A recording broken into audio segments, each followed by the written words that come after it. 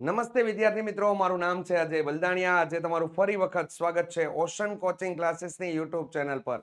વિદ્યાર્થી મિત્રો, ધોરણ 10 ની અંદર ગણિત વિષયમાં પ્રકરણ નંબર 3 એટલે કે દ્વિચલ સુરેખ સમીકરણ યુગ્મ, જેની અંદર આજે આપણે આ વિડીયોની અંદર ચર્ચા કરવાની છે વિદ્યાર્થી મિત્રો સ્વાધ્યાય 3.1 ના પ્રશ્ન નંબર 6 ની। ખાસ કરીને હેતુલક્ષી પ્રશ્નમાં આ તમને સ્વાધ્યાય પૂછાવા લાયક છે।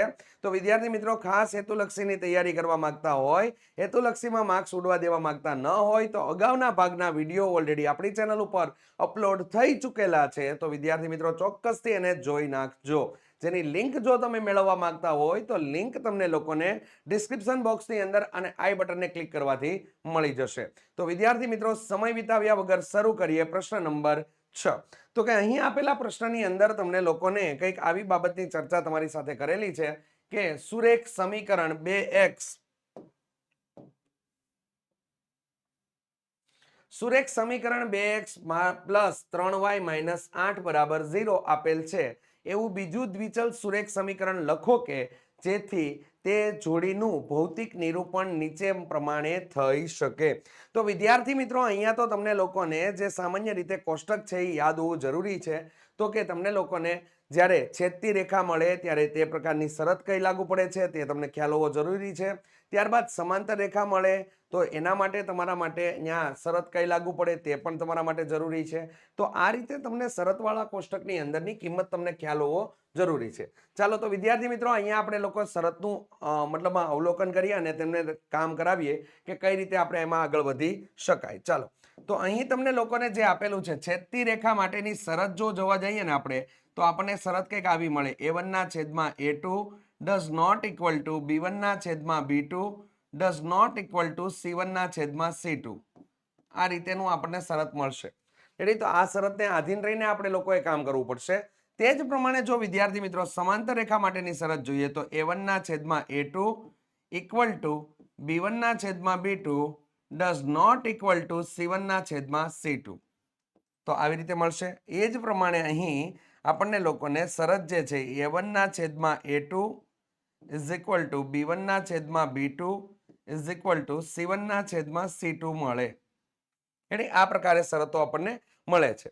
તો એ જ પ્રકારે એના ઉકેલો છે। તો ધારો કે છેદતી રેખા મળે તો એનો ઉકેલ કેવો મળે? તો કે ઉકેલ અનન્ય મળે, એટલે એક અને માત્ર એક જ। તો કે આપેલા જે સમીકરણો છે એ પણ કેવા થશે છેદતી રેખા માટે? તો કે સુસંગત થશે।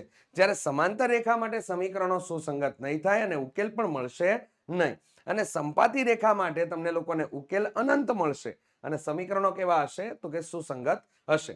તો વિદ્યાર્થી મિત્રો, હવે આપણે લોકોએ અહીં આપણે જે કામ કરવાનું છે એની અંદર તો કે આપેલું જે સમીકરણ છે, આપેલા સમીકરણને ધ્યાનમાં રાખીને તમને હેતુલક્ષી પ્રશ્નમાં ફરજિયાત પૂછાય એવી વસ્તુ છે, એટલે કરી નાખવું કમ્પ્લીટ આપણા ઉપર જવાબદારી આવે છે। તો વિદ્યાર્થી મિત્રો, આની અંદર તમને લોકોને છેદતી રેખા માટેનું સમીકરણ છે તો a1 એવો પસંદ કરવો જોઈએ કે a2 એવો પસંદ થવો જોઈએ કે એ જ પ્રમાણે કે એનો ગુણોત્તર લઈએ તો એ b1/b2 સાથે સમાન હોવો જોઈએ નહીં। તો એક્ઝામ્પલ તરીકે હું તમને અહીંયા સમીકરણની એક રેખા લખી દઈએ, આવું કંઈ પૂછાણું હોય તો આપણે કામ કઈ રીતે કરી શકીએ? તો કે જો અહીંયા જે y નો સહગુણક છે ને એ x ને આપી દેવો જોઈએ અને x નો સહગુણક y ને આપી દેવો જોઈએ। બાકી કોઈ ઝંઝટ વગર ડાયરેક્ટ તમે લખી નાખો તો તમારું છેદતી રેખા માટેનું સમીકરણ તૈયાર થઈ જશે। તો વિદ્યાર્થી મિત્રો, 3x + 2y - 8 છે એની જગ્યાએ કોઈ પણ કિંમત તમે પસંદ કરીને લખીને અહીંયા 0 કરી શકો। આના દ્વારા મળતું સમીકરણ હશે, આનો ઉકેલ કરીએ અથવા તો ભૌતિક નિરૂપણ કરીએ, ભૌમિતિક નિરૂપણ કરશું તો ભૌમિતિક નિરૂપણ આપણે કરશું ને ત્યારે આપણને ઉકેલ કેવો મળશે? મતલબ આલેખ કેવો મળશે? છેદતી રેખા। ચાલો હવે તમારા માટે અહીંયા આપેલું છે સમાંતર રેખા માટે। તો વિદ્યાર્થી મિત્રો, સમાંતર રેખામાં a1/a2 અને b1/b2 નો ગુણોત્તર કેવો આવવો જોઈએ? તો કે ફરજિયાત માટે સમાન આવવો જરૂરી છે। તો સમાન આવવો જરૂરી છે તો એના માટે આપણે શું કરશું? તો કે આગળના બે જે સમીકરણના પદ આપેલા છે એમાં કોઈ ચેન્જીસ કરશું નહીં। તો 2x + કેટલા થઈ ગયા? 3y અને પાછળના ભાગમાં તમે કોઈ પણ ચેન્જીસ મતલબમાં c1/c2 નો ગુણોત્તર સમાન ન મળવો જોઈએ એટલા માટે આપણે શું કરી નાખશું ત્યાં? તો કે -7 = 0।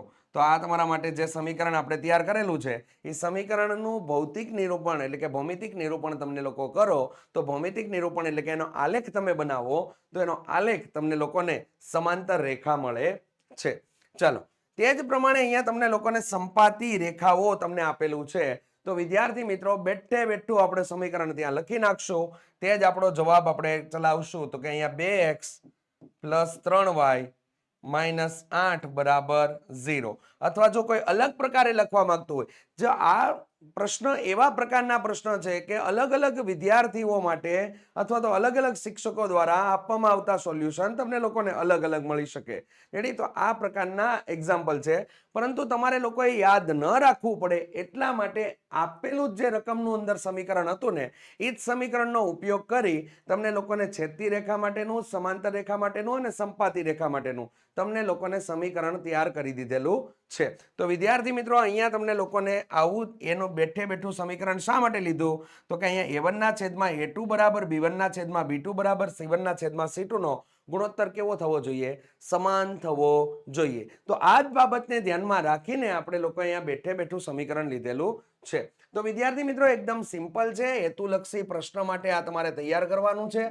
હેતુલક્ષી પ્રશ્નમાં આવું પૂછાતું હોય છે.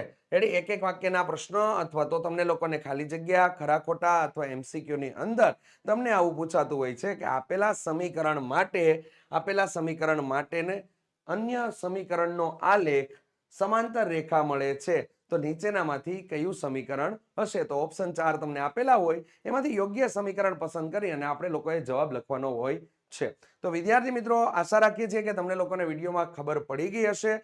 તો આજના માટેની એટલી બાબત હતી. તો વિડીયો જો તમને લોકોને પસંદ આવ્યો હોય તો ચોક્કસથી લાઈક કરી દેજો. ચેનલ ઉપર નવા હોય તો ચેનલને સબસ્ક્રાઇબ કરવાનું ભૂલતા નહીં. સાથે સાથે બાજુમાં આપેલ બેલ આઇકન દબી દેજો જેથી તમને લોકોને આવા જ નવા વિડીયોની નોટિફિકેશન મળતી રહે. તો વિદ્યાર્થી મિત્રો મળીશું આપણે આગળના ભાગની અંદર.